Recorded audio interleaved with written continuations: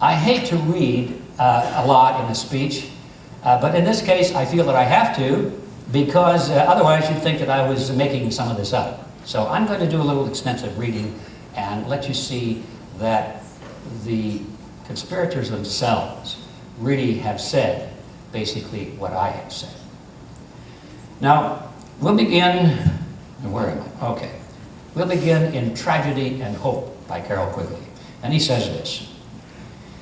He says, I know of the operation of this network, because there he calls it a network, because I have studied it for 20 years and was permitted for 2 years during the 1960s to examine its papers and secret records. I have no aversion to it or to most of its aims, and have for much of my life been close to it and to many of the instruments.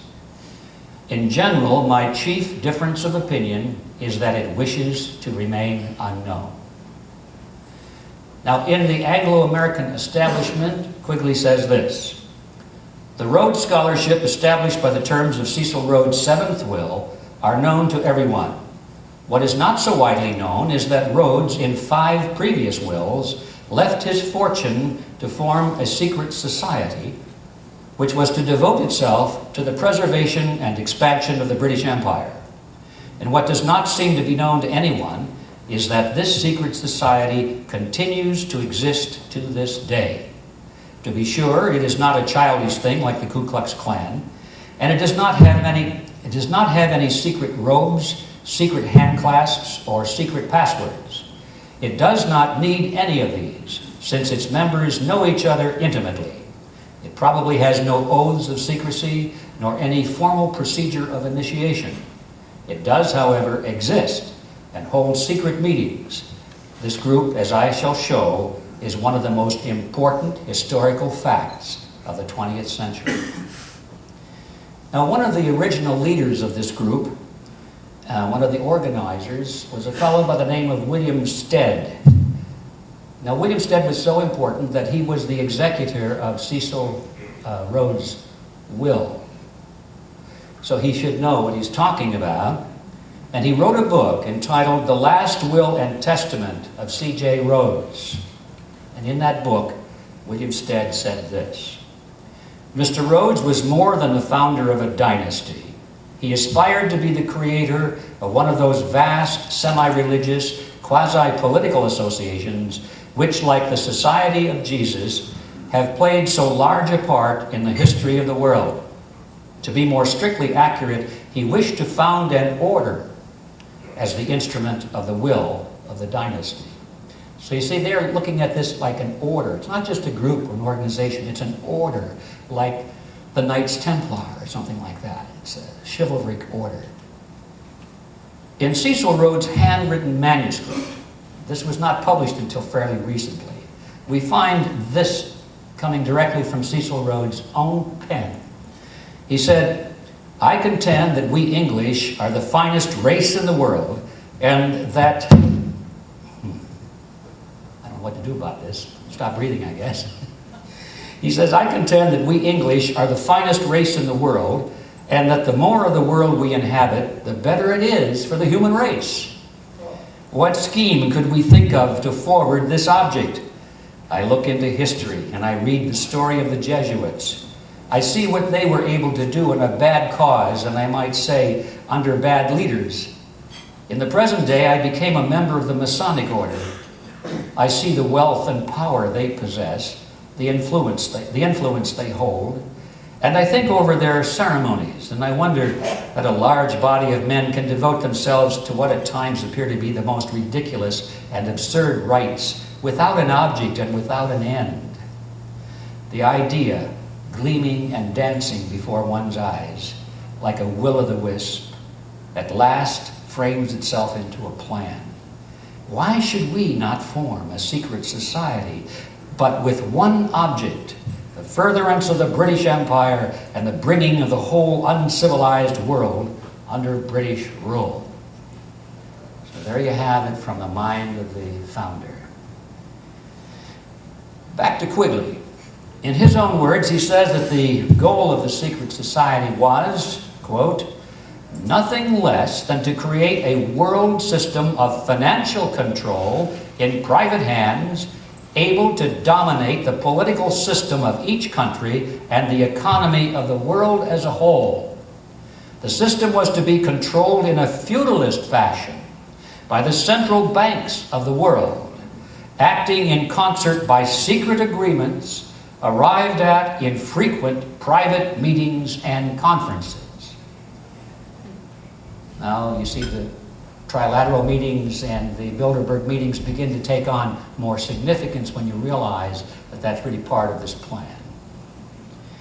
On page 4 of the Anglo-American Establishment, Quigley says this: "This organization has been able to conceal its existence quite successfully, and many of its most influential members, satisfied to possess the reality rather than the appearance of power, are unknown even to close students of British history, partly because of the deliberate policy of secrecy which this group has adopted." You see there he calls it a group, which this group has adopted, partly because the group itself is not closely integrated, but rather appears as a series of overlapping circles or rings, partly concealed by being hidden behind formally organized groups of no obvious political significance.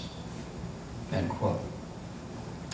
And then regarding the conspiratorial structure of this group, Quigley tells us this, quote, "In the secret society, Rhodes was to be leader. Stead, Brett, Lord Esher, and Milner were to form an executive committee called the Society of the Elect. Arthur, Lord Balfour, Sir Harry Johnston, Lord Rothschild, Albert Lord Grey, and others were listed as potential members of a circle of initiates, while there was to be an outer circle known as the Association of Helpers." Those phrases, ladies and gentlemen, that I just read are lifted from Adam Weishaupt. Those are his phrases. Association of Helpers. This was later organized by Milner as the Round Table organizations that I mentioned a moment ago. After the death of Cecil Rhodes, the organization fell under the control of Lord Alfred Milner, who recruited young men from the upper class of society to become part of the Association of Helpers, which, as I mentioned, became later known as the Round Tables. Now, this group of young men, recruited from the higher levels of British society, were unofficially called, at that time, Milner's Kindergarten. Of course, they were young men. They were coming up in politics and in banking, and they came from the finest families. But they call them Milner's Kindergarten because they worked very closely together, and they tutored them and helped them get into positions of authority, especially in government. Now, they were placed into the power centers of society, and eventually they became the Round Table organizations in each of those countries. And so they were the inner circle of a larger circle around them. Now, while reviewing all of this, it's important for us to keep in mind that the primary purpose of a secret society is to keep secrets. It's pretty obvious. But that means that one of their major objectives is deceit. You have to be deceitful if you're going to keep secrets, even if you simply say, "I don't know," which Hillary Clinton, I was just informed, who probably attended the last Bilderberg meeting, but when they asked her on camera, did she attend the Bilderberg meeting, she said, "I don't know anything about that." And I guess the reporter said, "Well, your husband attended the last one," and she said, "Oh, he did? I don't know anything about it." See? Well, anyway, that's what you'd expect. If you have an affiliation with a secret society, you better be prepared for a little bit of deceit, or you're not a good member. Now, to the gullible public, these people deny their plans and their goals, obviously, because the public, for the large part, would not necessarily understand them in an approving way. So, they lie a lot, but when they speak to themselves in their own private papers and before conclaves which are expected to remain confidential, they often tell the whole unvarnished truth. And every once in a while, if you're researching all of their papers, you'll find a little gem, which I'm going to, like the one I'm going to read to you now. This one was written by one of Milner's kindergarten. His name, you'll recognize, Arnold Toynbee. He's a renowned historian.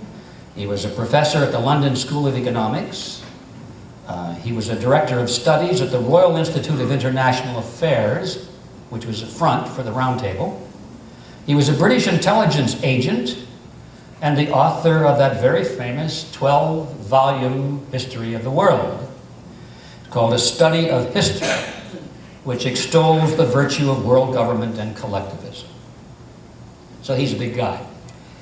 In November of 1931, in that issue of International Affairs, which was published as an insider publication just for members of that round table, this is what Toynbee said, and this is a gem. He said, I will hereby repeat that we are at present working discreetly, but with all our might, to wrest this mysterious political force called sovereignty out of the clutches of the local national states of the world. And all the time we are denying with our lips what we are doing with our hands.